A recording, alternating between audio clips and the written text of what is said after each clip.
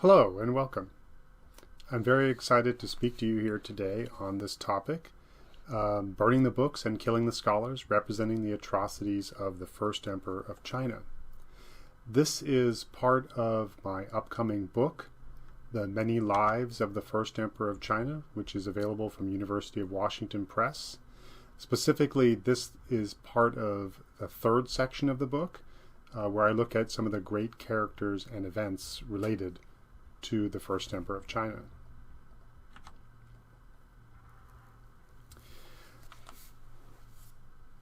So what I want to speak to you about today are historical, literary, visual, and cinematic representations of Confucian sainthood, a perceived martyrdom that unified this often contentious group and steeled them in their opposition to tyrannical authority.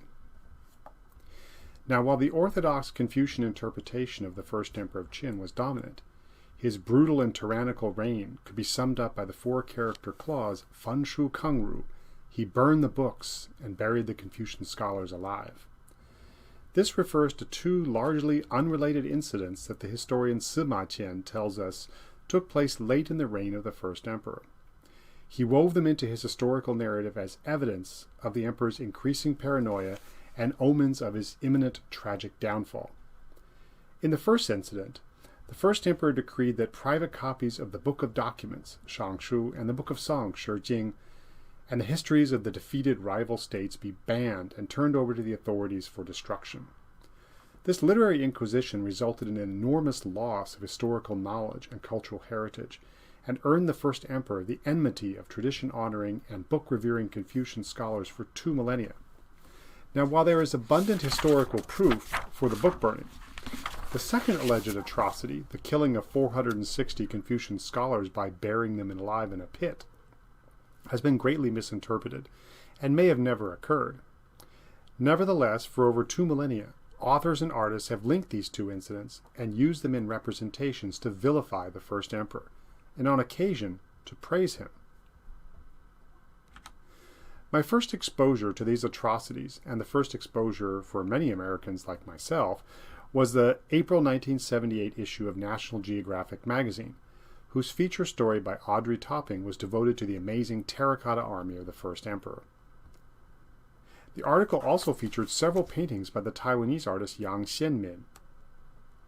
For the issue, Yang painted several Qin-related scenes, including the assassination attempt of Jing Ke, a painting of how the terracotta warriors were constructed, and another, as you see here, of what the tomb chamber of the emperor might have looked like.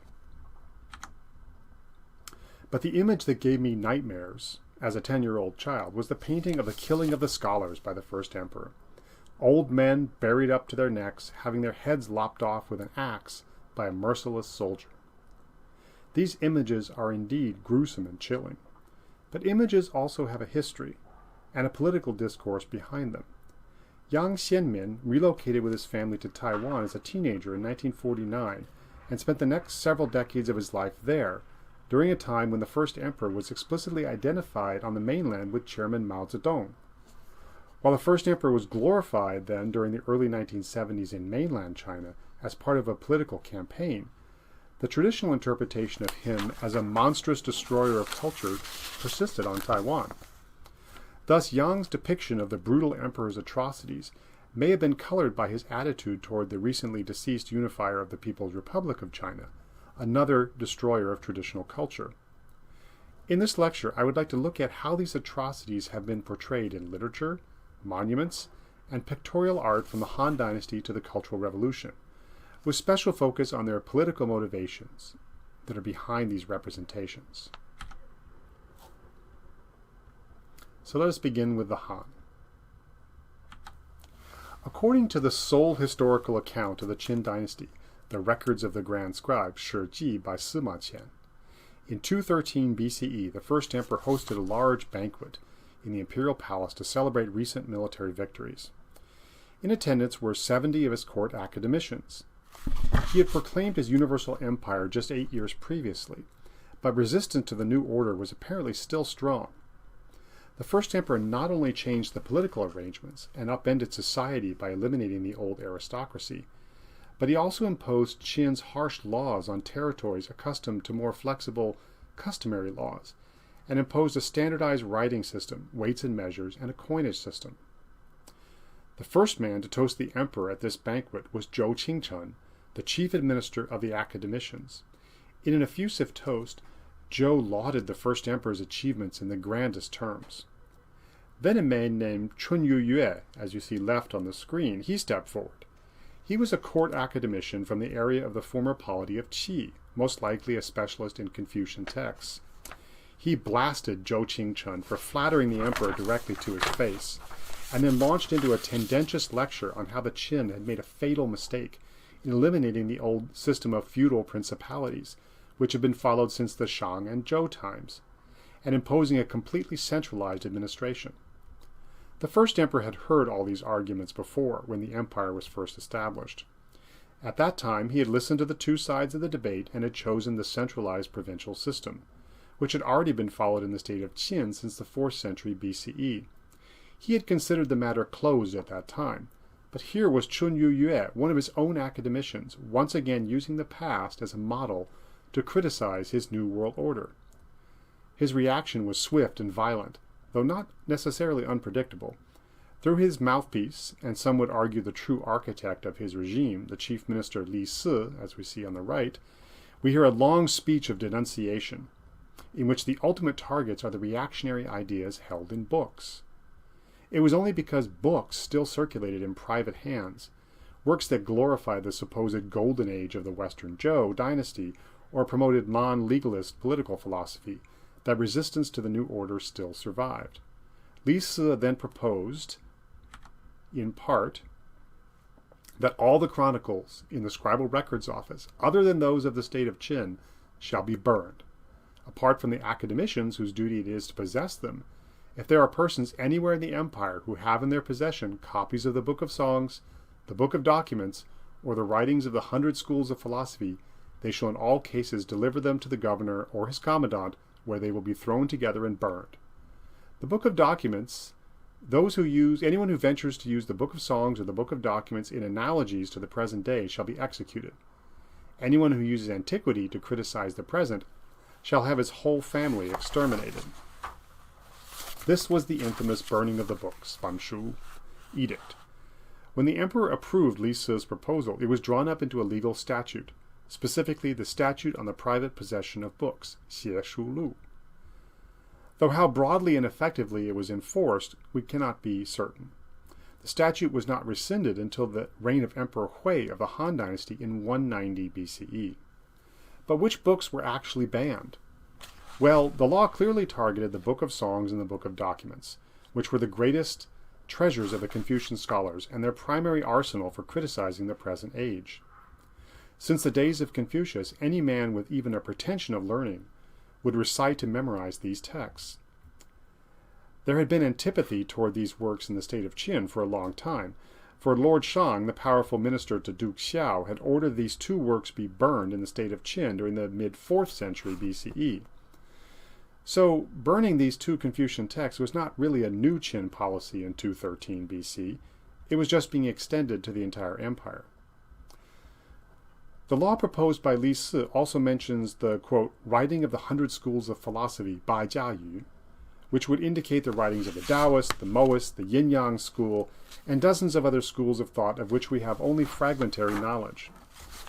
The other targeted books were historical chronicles from those rival states the Qin had recently conquered. Such chronicles would likely contradict the Qin interpretation of those events and would obviously be targeted for destruction.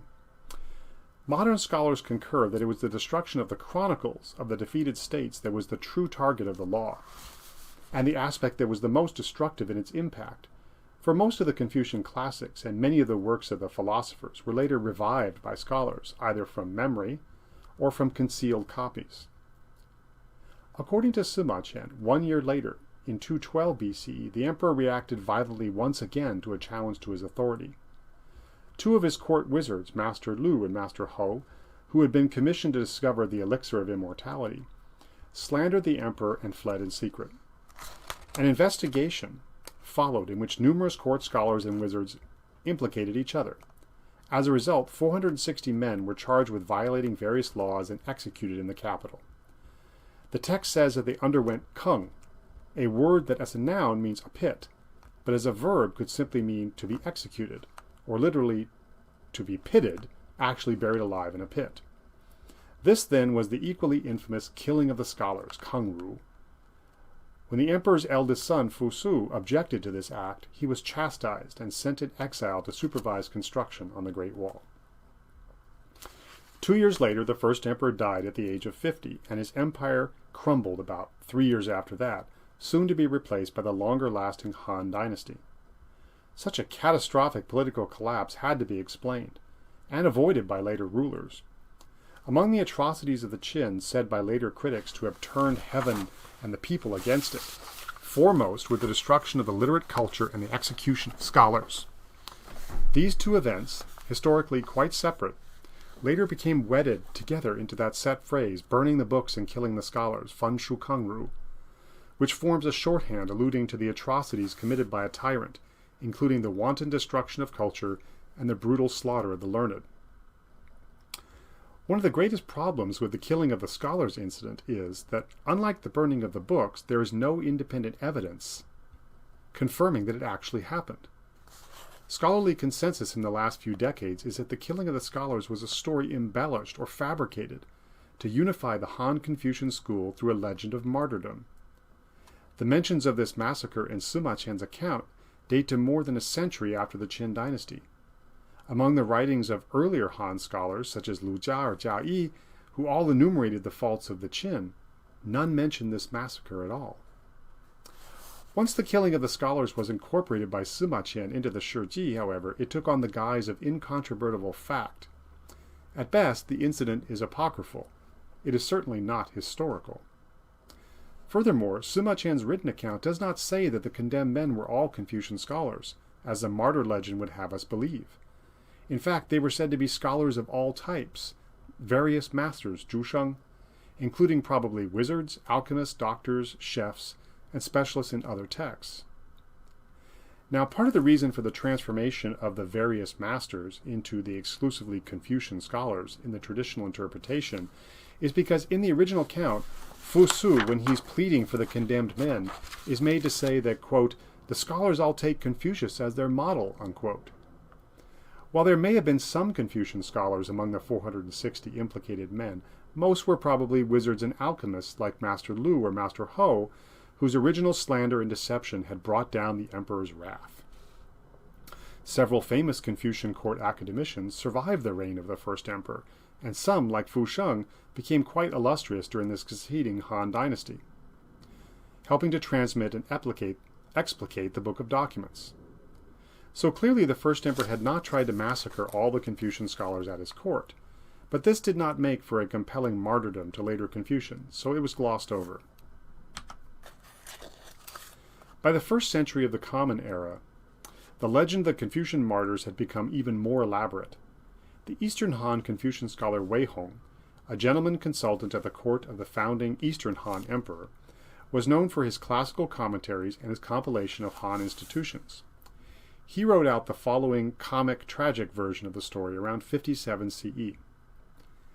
After the first emperor of Qin had burned the books, he was very distressed that the empire still did not follow the laws that had been reformed by him.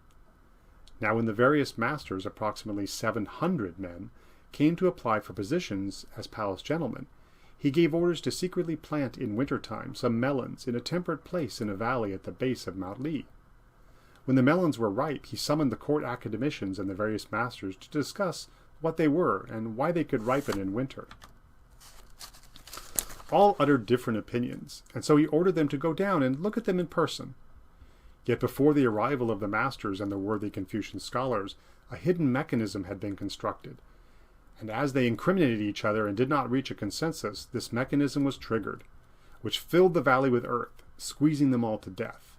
In the end, there was only silence. Scholars have long been puzzled by this Melon version of the story because it does not really narrate the same event as the original account from the Shiji. There are now 700 scholars, and they have all been tricked by the emperor's wicked scheme. Clearly, Wei Hong is elaborating on the tradition that interprets the verb Keng in Sima Qian's account as meaning to bury alive in a pit. And so he provided a dramatic pit burial. However, the worthy Confucians, the Xianru, do not come across as perfectly pure in Wei Hong's account. Why did they have to argue so much about those silly melons?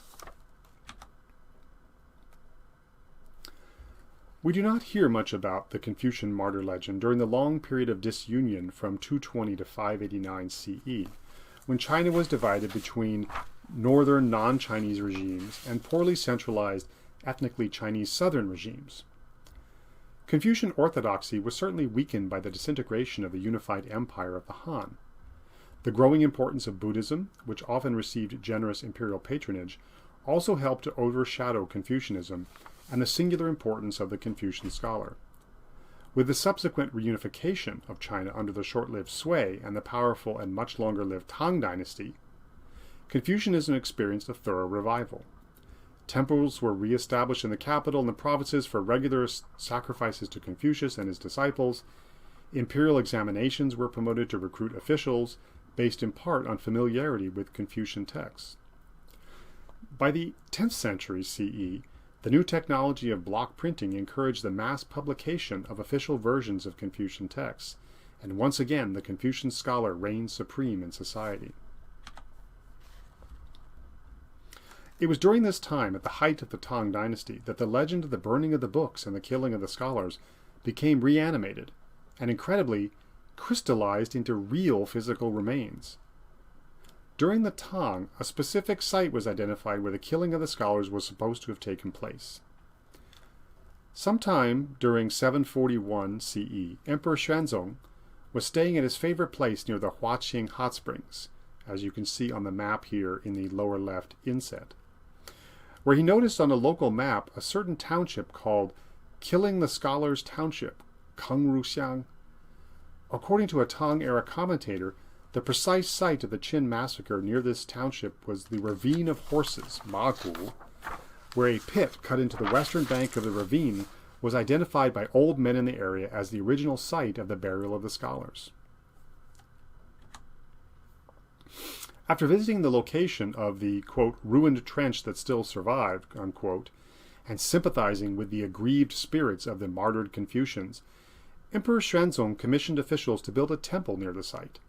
It was dedicated on December 1st, 742 CE, and was called Temple to Honor the Confucians, Jingru Miao. The emperor also set up a stele commemorating the establishment of the temple, authored by the Tang poet and official Jia Zhi.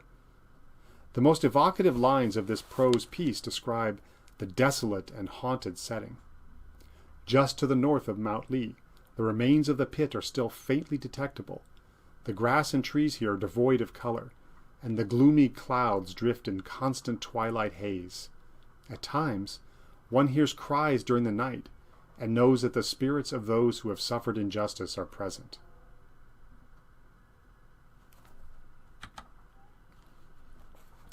The temple was to provide regular food offerings for the wrong spirits of the immolated scholars, preventing them from causing calamity and illness to those living in the area.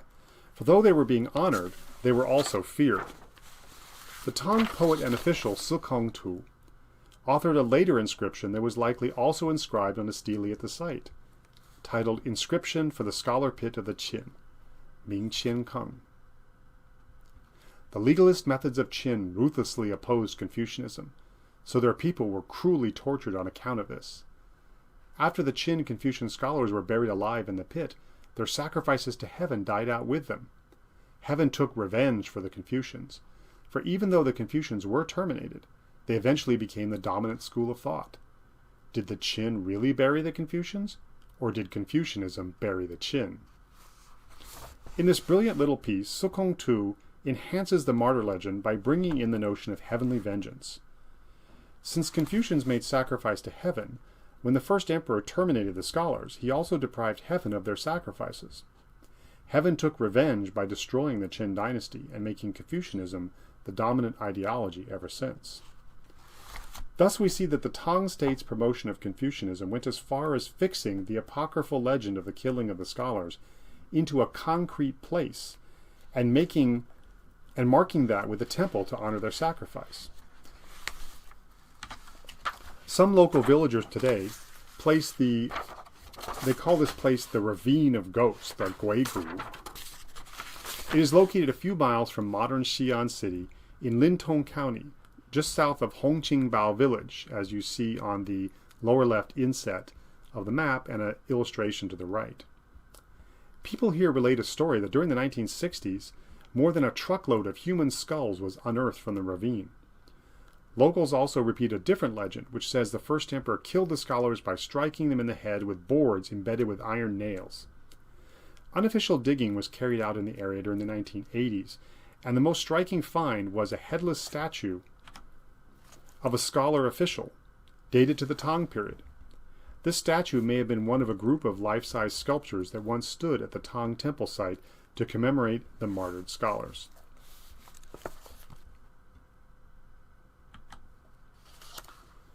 To find the first pictorial, rather than purely literary depiction of the burning of the books and the killing of the scholars, we must move forward to the 1320 CE, during the Mongol-led Yuan dynasty. One might ask why it took so long to have a pictorial representation of these iconic atrocities of the first emperor. Is it just an accidental survival that our earliest depiction dates from the Yuan dynasty? The first flourishing of narrative illustration in China occurs during the Han dynasty.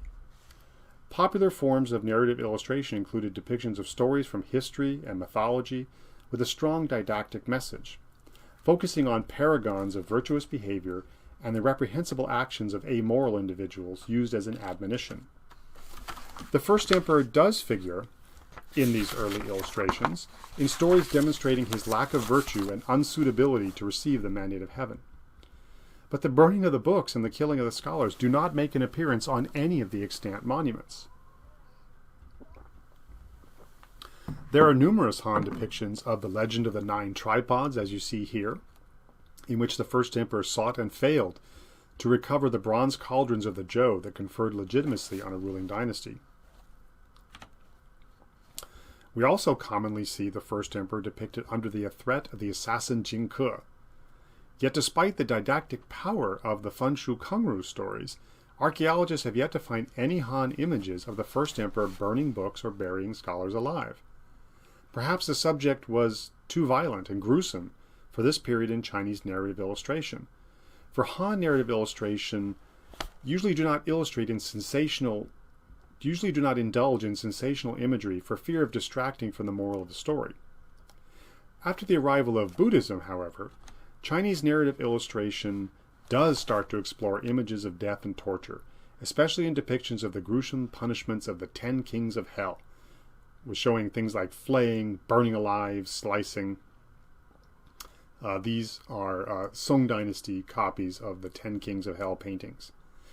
And so these illustrations were very popular in the Song and Yuan periods. Thus, it is during this cultural climate that we see the first depictions of the atrocities of the burning of the books and the killing of the scholars.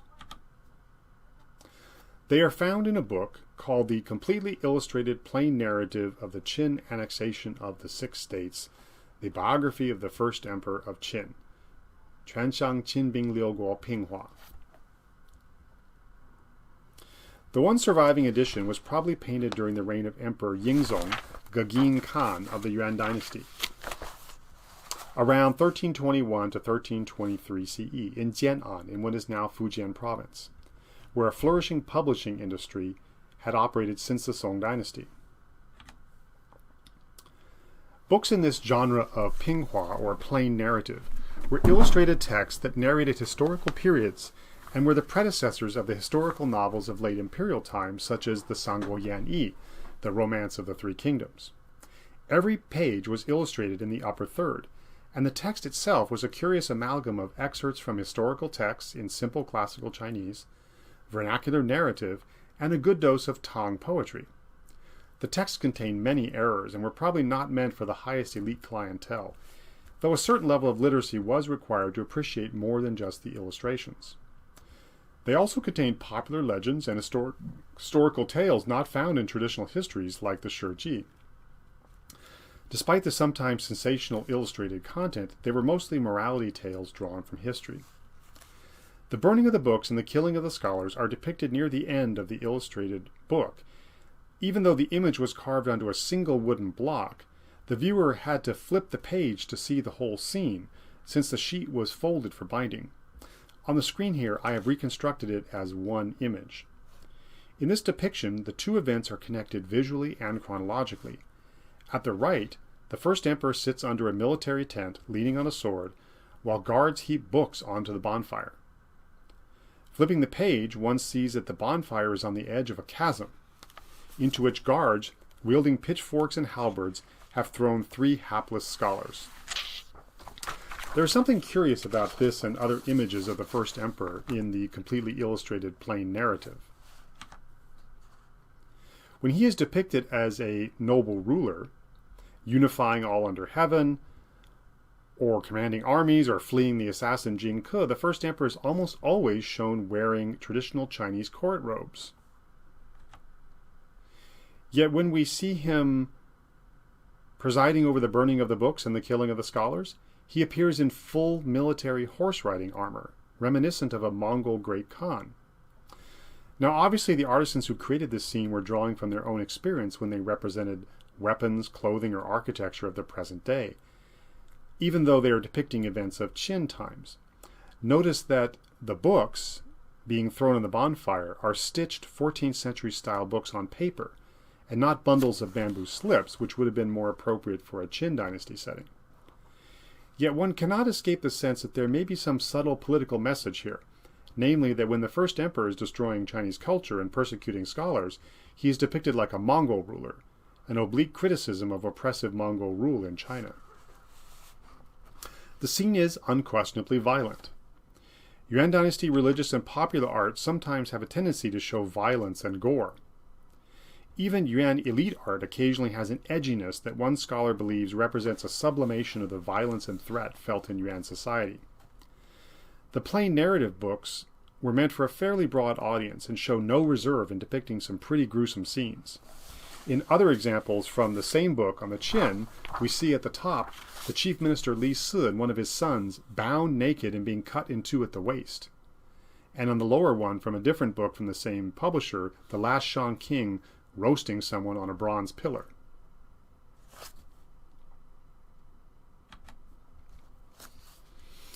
For the next widely disseminated image of the burning of the books and the killing of the scholars, we turn to Zhang Zhujiang's Ming era primer, the Dijian Tushuo, the Emperor's Mirror.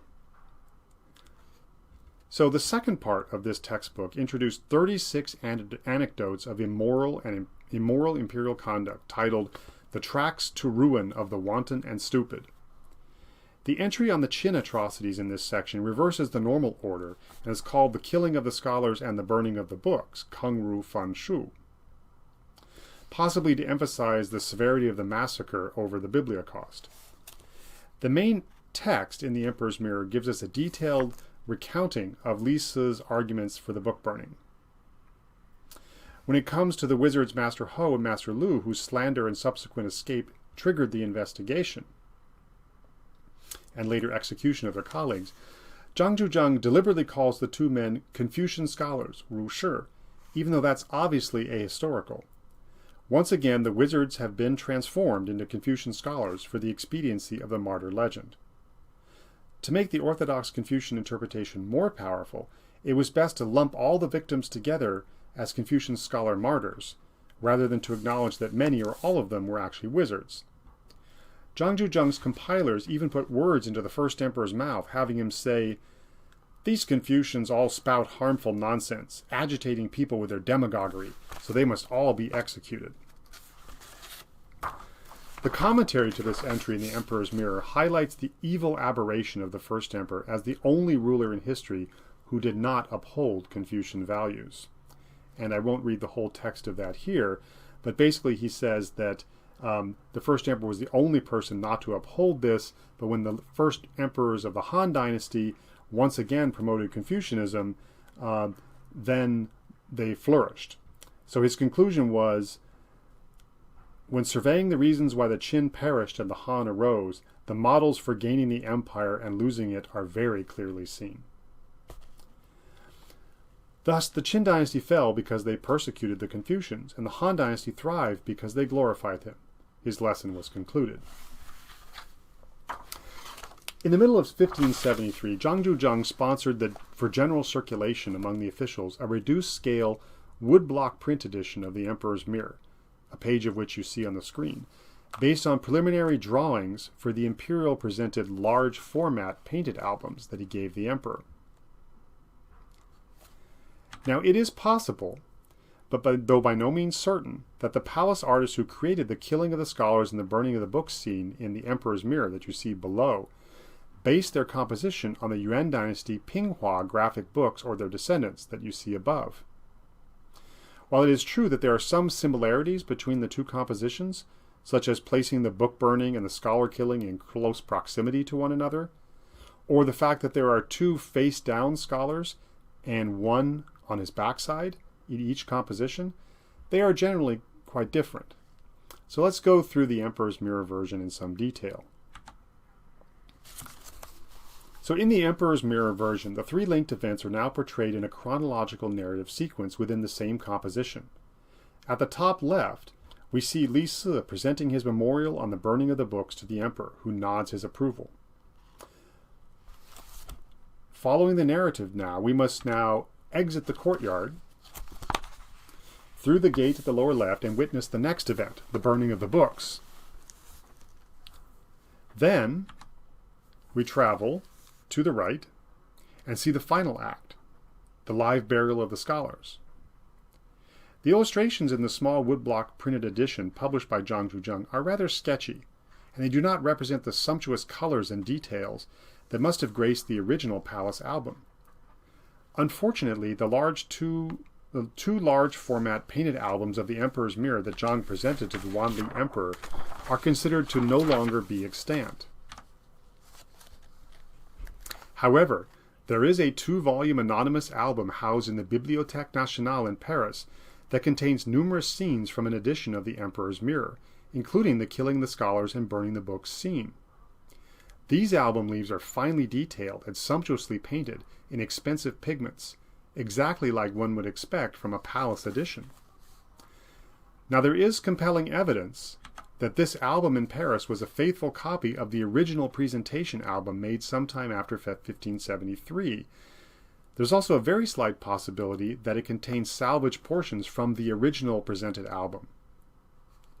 The case rests on a comparison between the Paris album and a woodblock printed edition of the Emperor's Mirror held by the Imperial Household Agency in Japan.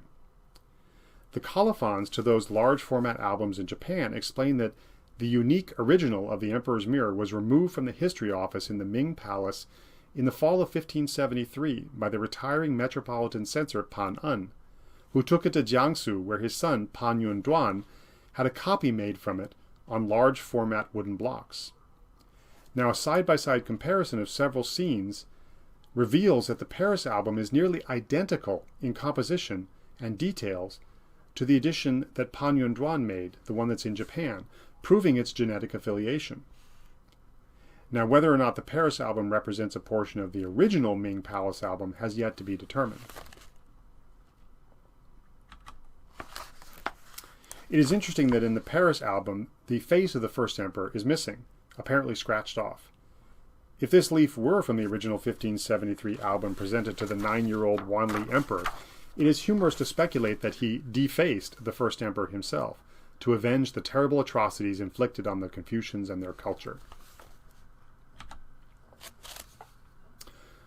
While the notion of book burning is just as abhorrent to Western liberal intellectuals as it was to Confucians in traditional China, it conjures up the ghost of a different tyrant. In Germany, Adolf Hitler and his Nazi party came to power in early 1933.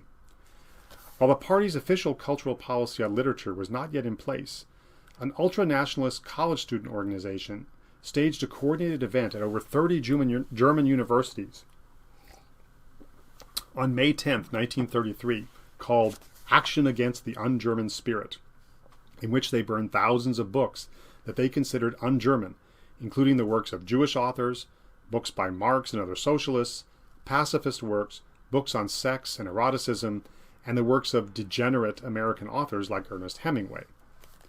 The largest staged event was at the plaza near the Berlin Opera House, where 40,000 spectators watched while zealous college students chanted fire incantations as they tossed the books into the flames.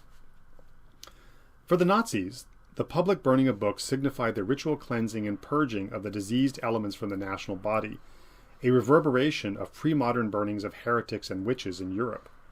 At this event in Berlin, the propaganda minister Joseph Goebbels said in his speech, "My fellow students, German men and women, the era of exaggerated Jewish intellectualism is now at an end. The triumph of the German Revolution has cleared the path for the German way, and the future of the German man will not just be a man of books, but also a man of character, and it is to this end that we want to educate you. This is the mission of the young, and therefore you do well at this late hour to entrust to the flames the intellectual garbage of the past." Unquote. The actions in Germany on May 10th were quickly condemned across the world as a barbaric act, and the reaction in America was particularly strong. In New York City, 100,000 people marched to protest the book burnings and the treatment of Jews. Famous American authors like Helen Keller, whose books were also burned, wrote open protest letters to German students. For decades after the burning of the books in Germany, the event reverberated through Western culture and collective memory as an admonition against fascism and censorship and a reminder of the disregarded prophecy of a Holocaust that would kill millions of people. These sentiments found their greatest expression in Ray Bradbury's dystopian novel Fahrenheit 451 of 1953, published at the height of McCarthyism in the United States. Later in the summer, on July 11, 1933, in Asia, China's most famous living author, Lu Xun, writing under a pseudonym, published a newspaper article that examined the Nazi book burning in comparison to that of the first emperor of Qin. It starts off like this. As soon as Hitler and his men in Germany started to burn books, essayists in China and Japan all compared him to the first emperor of Qin. But actually, the first emperor has been quite unjustly treated in this regard. His dynasty came to grief during the reign of the second emperor, and a party of literary hacks on behalf of the new leadership was able to make malicious remarks about him. Yes, the first emperor of Qin did burn books, but the book burning was just an attempt to unify philosophical thought. Moreover, he did not burn books on agriculture or medicine. He enlisted the help of many guest ministers from other states, and did not just insist on a particular Qin ideology. On the contrary, he was very eclectic in his selections from different schools of thought. So Lu Xun's article clearly justifies the book burning of the first emperor, refusing to acknowledge its fundamental similarity to the Nazi book burning of 1933. This is quite understandable, since Lu Xun was once an informal student in Japan of Zhang Taiyan, who was the first great apologist for the first emperor in the 20th century. Lu Xun claims that while Hitler and Goebbels wanted to purge all books that were un-German in their ideology, the first emperor, in contrast, was merely trying to, quote, unify philosophical thought, unquote, 统一思想, just as he had unified coinage, weights and measures, and things like that. In contrast to the Nazis, Lu Xun argues that the Qin were known for their adoption of ideas from foreign states. This distinction to me is unconvincing, for by purging un-German ideas from text, the Nazis were certainly working toward the same goal as the first emperor. Lu Xun also argues that the Nazis were against books about sex and women's liberation, whereas the Qin promoted the status of women in society. Lu Xun's real target in this article was the nationalist government of China. He was most concerned that the aspiring fascist regime of Chiang Kai-shek was taking the Nazis as their model in the censorship campaigns and suppression of literature critical of the government. He refers to the nationalists indirectly as the Nazis, quote, yellow-faced adopted sons from our area of the world, unquote. When Mao Zedong assumed the helmsmanship of the People's Republic of China in 1949, he found himself strongly identified with the first emperor of Qin, particularly in the sense that both had, quote, unified China, and were opponents of old conservative ideas. By the time of the anti-rightist campaign in 1958, however, Mao openly embraced the atrocities of the first emperor as well, expressing admiration for his efforts to exterminate those who, quote, use the past to criticize the present, a direct allusion to the burning of the books and the killing of the scholars. He even boasted of killing 100 times as many scholars as the first emperor had. In November of 1966, during the first tumultuous year of the Cultural Revolution, as part of the campaign to cleanse the country of the so-called Four Olds, the temple and burial ground of Confucius and his descendants in Qufu, Shandong, were desecrated by Red Guards.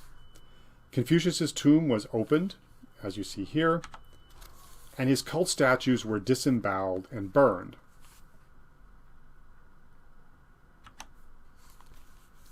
And steles and altars at the temple were destroyed and burned.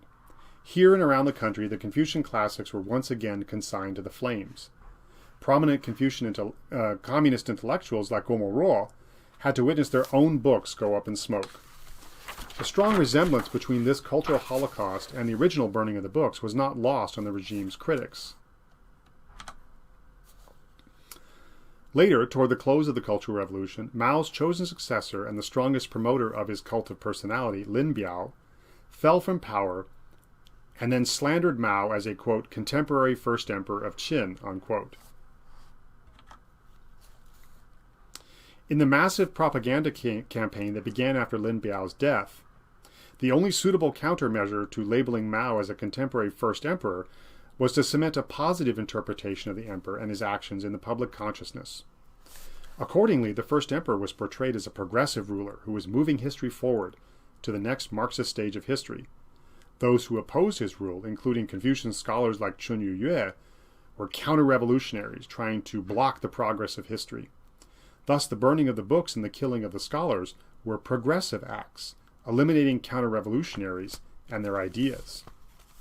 And here you see some of the propaganda from the time showing the spirit of Confucius filling the head of Lin Biao with his classical texts.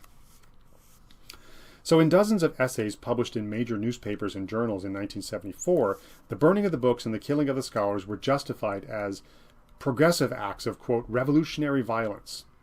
The essays often included quotes from Friedrich Engels' Anti-Düring, which argued for the necessity of using force as a means for achieving revolutionary socio-economic progress.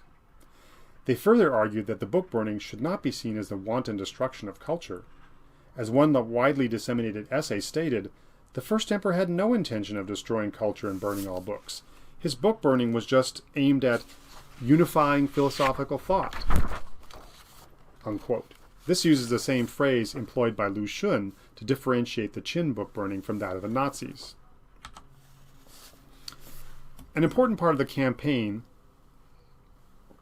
to valorize the first emperor and to criticize Confucius was the mass printing of inexpensive graphic booklets, Lianhuanhua. The cover of this booklet, Qin Shihuang, the first emperor of Qin, published by Shanghai People's Press in 1974, depicts the burning of the books as a huge bonfire in front of the palace gates. Hardy soldiers hurl dozens of bamboo books into the flames. Among the titles of the books on the pyre, one can make out the Spring and Autumn Annals, the Mencius, the Analects. The scene was chosen for the cover to positively exemplify the first emperor's entire reign. It is related in the booklet that when the book-burning edict was announced, quote, the common people had always hated the philosophy of Confucius and Mencius, and many people came from far away to Shenyang to see the commotion, and many helped search out copies of the Book of Songs and the Book of Documents. The people were exceedingly happy, unquote. The authors of the booklet conclude that all the 460 men killed by the emperor were indeed Confucians and not wizards, who conspired with those who used the past to criticize the present. As the men were led to the execution ground, the common people along the path mocked these, quote, despicable counter-revolutionary Confucian scholars who were in the midst of plotting a restoration, unquote. As we see in the quote on the screen, one poor old peasant was heard to say, that scoundrel, eating rich foods and wearing silk, who thinks he can return to the society of the Western Joe, he wants us to be slaves again. He deserves to die. The manner in which the participants in these events are depicted reinforces the positive image of Qin leaders and the negative image of the Confucian scholars. The first emperor and Li Si are depicted on this scene as resolute and bold, while Qin Yue at the left is shown as a shriveled and decrepit man. In a subsequent scene showing the 8th generation descendant of Confucius, Kung Fu, hiding away a copy of the Analects, Keng is given an intentionally horrifying simian appearance, as we see at the right. So in the realm of film, no director could fail to notice the dramatic and cinematic potential inherent in the Fanshu Kangru incidents. In movies and popular documentaries about the First Emperor, it has always made more sense to the directors to depict the burning of the books and the killing of the scholars as causally linked. For the dramatic narrative, it just seems logical to portray the chain of events like this. Scholars use books to criticize the emperor. Emperor destroys books. Scholars object. Emperor buries scholars alive. Although technical advisors might suggest to the director that the verb kung probably does not mean to bury alive, the dramatic potential is just too great to pass up. The first portrayal of the atrocities on film that I'm aware of is in the big 1962 big-budget Japanese epic Shin no Shikote, the First Emperor of Qin, marketed in the West as The Great Wall, directed by Tanaka Shigeo. And let me play this clip for you.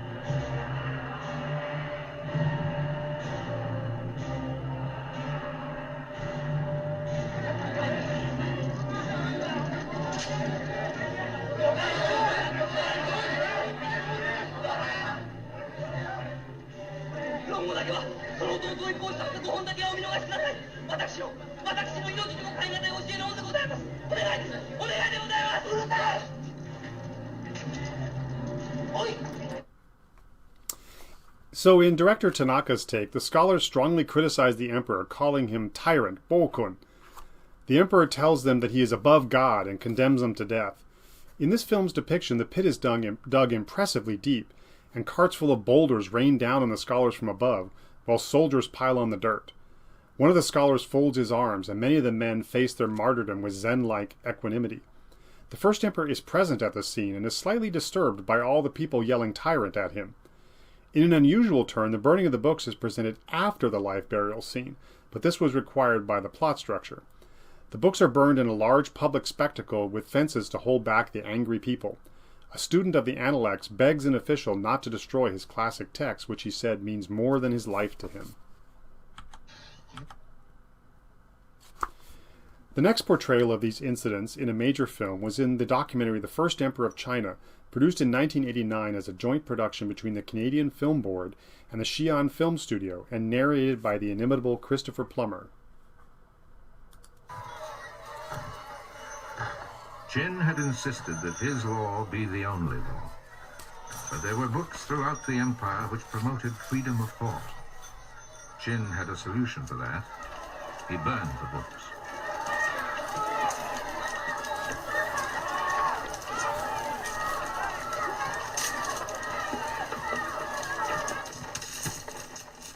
The burning of the books enraged the intellectuals of the day.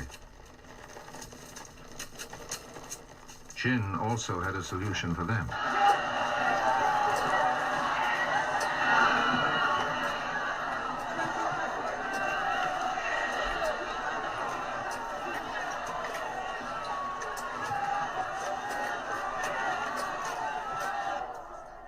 He buried 460 of them alive. The criticism stopped. So the burning of the books is convincingly portrayed as a huge nighttime bonfire spectacle in the presence of the First Emperor, undoubtedly influenced by newsreels of the Nazi book burning at the Berlin Opera House. The historical burning of the books in China would not have been conducted as a public spectacle as depicted in these two films, but rather carried out in government offices. The First Emperor, who was quite paranoid about assassination and making his whereabouts known, would certainly not have been present. The narration to this scene says that the books had, quote, promoted freedom of thought, which seems to be a very Western overlay on the concept of book burning, for the Confucian classics that were burned certainly did not promote free thinking and encourage their own orthodoxy. When in suitable positions of power during later dynasties, the Confucians would carry out their own literary purges. The depiction of the killing of the scholars in this documentary is a bit underwhelming. The scholars stand waist deep in a shallow pit, probably due to a limited production budget, and they make feeble attempts to climb out of the pit while soldiers throw paltry amounts of dirt on their heads. While Qin military officers look on and snicker, the narrator reads, "The burning of the books enraged the intellectuals of the day. Qin had a solution for them. He buried 460 of them alive. The criticism stopped." This implausible scene usually elicits more laughs from the audience than pathos.